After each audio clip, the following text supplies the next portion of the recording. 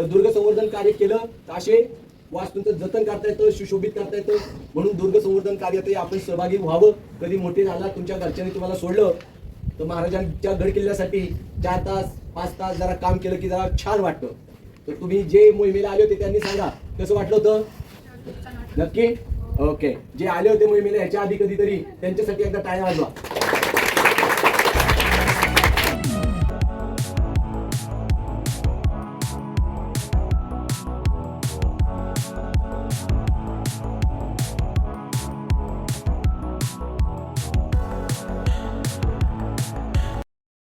छत्रपती शिवाजी महाराज की जय, धर्मवीर संभाजी महाराज की जय. राजमाता जिजाऊबाई साहेबांचा विजय असो. हर हर महादेव.